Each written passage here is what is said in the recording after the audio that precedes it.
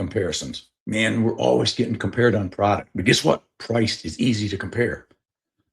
$3,412 is better than $3,500, right? Pretty easy. But that's just the very tip of the iceberg. We have to dig deeper. But see, if all we're presenting is price, if all we're doing is turning it into or allowing it to become a transaction, we're going to lose if we're 50 bucks higher, right? We're going to lose if we get down that rabbit hole of always price. We've got to know our value proposition. We've got to know what we bring to the table. It's not just price.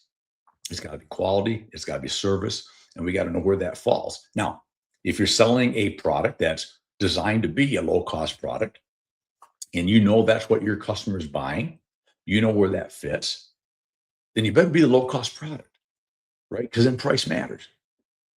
And service and quality probably is going to sacrifice a little bit if that's what you're selling and that's what your customer is buying. But I believe that in more cases than not, customers are buying the service, the quality, and they want it at a price that's fair. See, there's a difference between lowest price. Customers always default to what's all about price. What's your price? What's your price? What's your price? That's the easy default.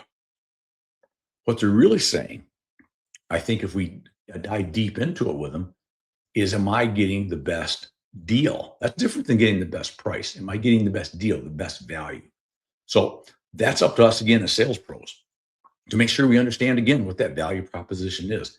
What is it? Service? Is it quality? Is it long-term benefits? What are we selling to you? $50 more, and not get dragged down that rabbit hole of simply a transaction. Because once we get into transactions, once we get into price, there's only one way it goes, and that's downhill. And at the end of the day, that's not good for us as sales guys. It's not good for the companies that we sell for. And at the end of the day, it's really not good for the customer because we didn't help them to understand what they're buying. So they bought on price sometimes, and they didn't take into account the quality and the service because we didn't do a good job of explaining that to them.